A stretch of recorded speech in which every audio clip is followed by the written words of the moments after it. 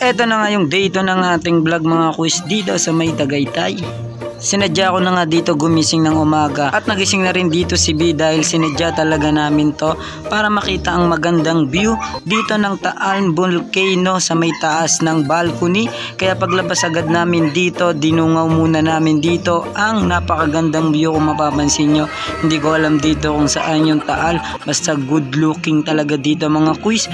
Katapos nga namin sinilip, eto ininit ko na yung natira namin chicken nuggets at inulam namin ni B at ininit ko na nga din yung kanin na natira namin kagabi. 1 kilo kasi yung sinain ko kaya napakarami pa. Nagulat nga ako kagabi dahil dun sa binila namin 7-Eleven dito 75 ang kilo. Talaga naman napakamahal na ng mga bilihin. Trumekta na nga ulit ako dito sa may balcony kasi sisilipin ko yung swimming pool kung may naliligo pa at meron nga isang family ata sila dito at napakarami nila kaya nakakahiya sa kanila sumabay. Pagkainit nga ng kanin at netong manok na natira namin kagabi ay ito na yung inalmusal namin ngayon. At inumpisahan na nga namin ng pagkain ngayon mga kuis. Nagkukwentuhan lang kami ni B habang kumakain. Syempre pagtapos namin kumain, ito nagpicture muna kami at gumawa kami ng ganitong video. Hey! You're my everything, my everything.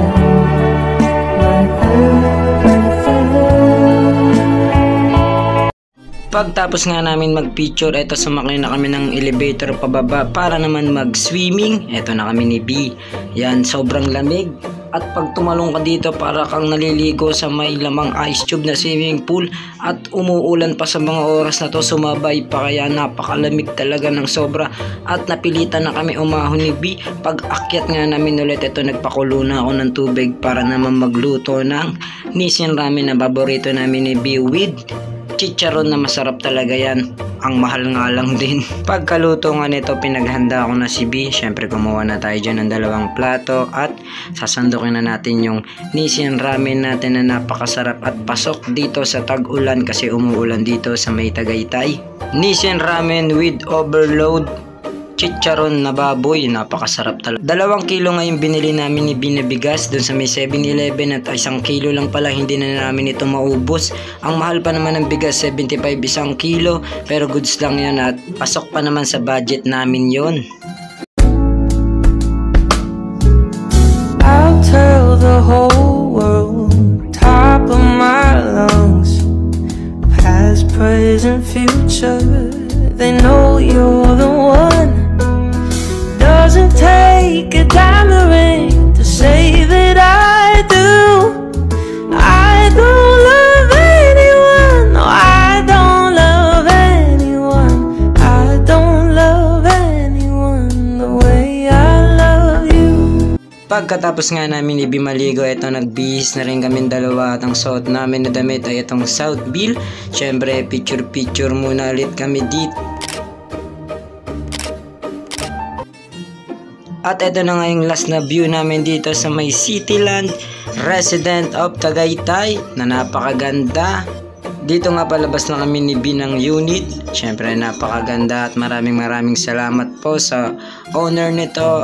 Makakaasa po kayong babalik pa kami dito kasama ng aming mga tropa at mga kaibigan or family. Syempre napakaganda dito at gusto ko rin ma-experience nila ito. Paglabas nga namin ito sa may hotel, ito nakasakay na rin kami agad ng tricycle. Biyahe naman kami ngayon papuntang Sky Ranch at pagbaba nga namin dito may entrance pala dito 100 per head. Hindi namin afford at hindi na namin kaya ng budget namin, short na rin kami dito kaya naglakad-lakad na lang muna kami dito ni B. Sa sunod na balik namin dito sigurado ako makakasakay na rin kami sa mga rides nito. Paglakad nga namin dito may napansin kami marami nagpapapicture dito sa malaking kamay kaya naman nakigaya na rin kami ni B at souvenir din to.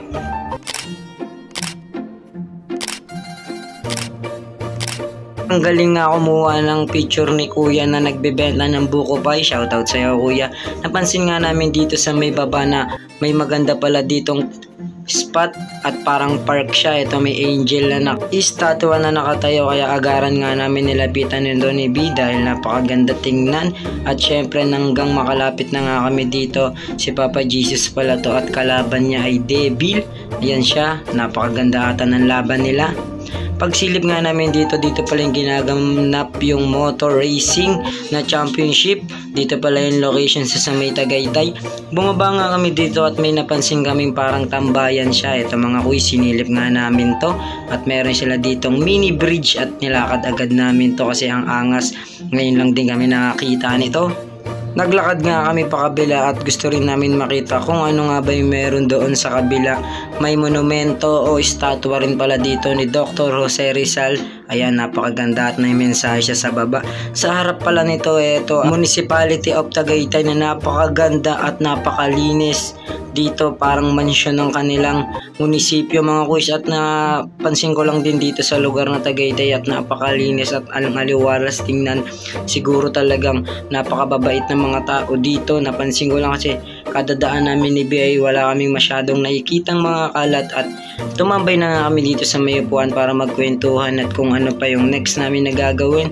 Syempre at makapag-ipon-ipon na rin para kahit papano isa to sa memories namin na napuntahan. Para sa mga nanonood, enjoy nyo lang yung pagkabinata at dalaga nyo at sana wag muna kayo matukso katulad namin ni BI. 6 na taon na kami pero ito ini-enjoy pa rin namin dalawa at goal namin na makagala pa at maikot tong buong Pilipinas at next destination namin ay ibang bansa at sana matupad namin yon. Biyahe na rin kami pa uwi. Nandito na kami sa may Santa Rosa at maraming salamat sa panonood mga kut at sa suporta. Alam kong nakasama kayo sa journey namin. Thank you.